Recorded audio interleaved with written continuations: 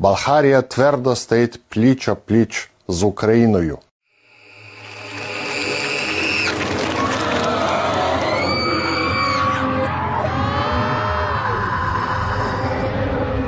Преминаваме към точка 2 от дневния ред, а именно проект на решение за създаване на временна комисия за проверка на всички факти и обстоятелства около строителството и финансирането на хотел Хаяши в София, собственост на семейството на министър-председателя на Република България Росен Желязков, с вносители Костадин Костадинов и група народни представители от 18 септември 2025 година. Моля от страна на вносителите да представите мотивите и да изчетете и самия проект на решение. Заповядайте, господин Таслаков. Необходимостта от създаване на тази комисия е породена от нарастващите обществени съмнения и медийни разкрития относно финансовите дейности на семейството на премиера Росен Желязков и в частност построяването на луксозния хотел Хаяши. Този хотел е разположен на булевард Симеоновско шосе 4 до Ловния парк, представлява 5-етажна сграда с разгърната застроена площ над 4000 квадратни метра, включваща спа зона, подземен паркинг, спортно-рекреационен център, луксозни ресторанти, архитектурни шедьоври и впечатляваща интериорна стена с водопад, за която е издадено специално разрешение от главния архитект на район Лозенец, архитект Владимирова. Балхарія твердо стоїть пліч-о-пліч з Україною.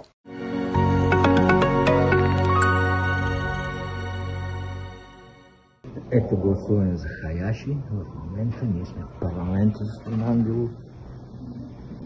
Както каза Деница Сачева, това е своеобразен вод на доверие към семейство Желязков. Желязков, да. Към семейство Желязков. И според Деница Сачева той не е заемал никакви постове политически. Аз не знам, той други заемал. Цял живот е бил на държавна хранилка. Няма никакъв проблем да стават и да лъжете така пред цялата. Брутални лъжи. Да. И според нея абсолютно почтенно и нормално било жена му да купи 30% дял в дружеството собственик на проекта срещу 1500 лева. Толкова е инвестицията на семейство Желязкови, от който проблем за това, ще излезе 30 милиона. Гласували 201 народни представители, за 79, против са 113, въздържат се 9. Предложението не е прието.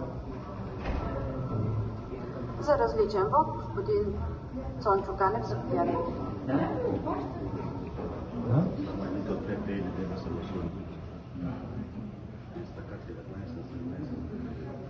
Няма проблем. Корупцията тук е държавна политика.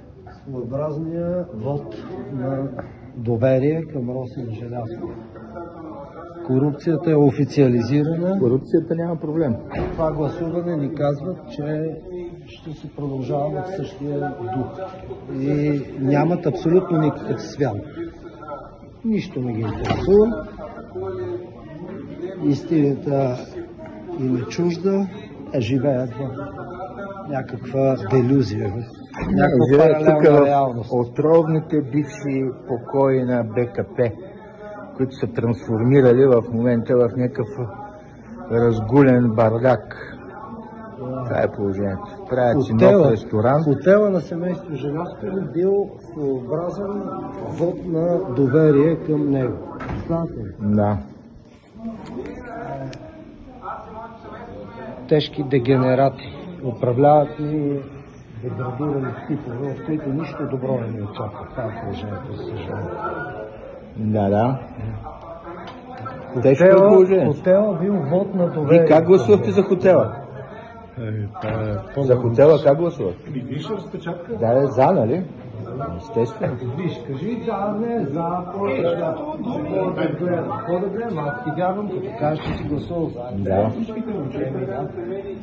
Така ли? Добре, ще ходя към Госпожо Саци, днес вие казахте, че Росен Желязков не е заемал политическа длъжност по време на сделката за Хаяши. Към момента на придобиването на... Кой е този момент, знаете ли? 2017 година. Какъв е бил тогава господин Желязков? Доколкото ми е известно, е бил в администрацията на Министерския съвет. Бил е съветник на премиера. Това е политическа длъжност. Политическия кабинет на Това не премиера. е политическа позиция. В смисъла на това да е министър, да е премиер, да е заместник министър или така. Няколко месеца по-късно какъв е станал? 2018 година става министър на транспорта, ако не се лъжа. Да, а после Да. какъв става? Ама в случая какво значение има? Тя преди биографията това, на Росен като- Желязков е публична. А Тя не, когато ние не фирмата разкриваме някаква тайна в А момента. когато фирмата придобива Петното, какъв е бил 2009 година? Знаете ли? Не знам. Секретар на Столична община.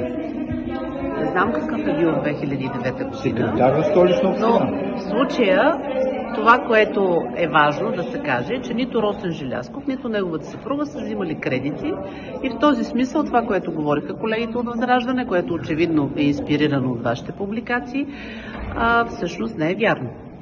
Госпожо Сачева, ако това нещо се беше случило само преди 2-3 години, А по-високо. от Росен Желязков мисля, че в ГЕРБ нямаше да има помен.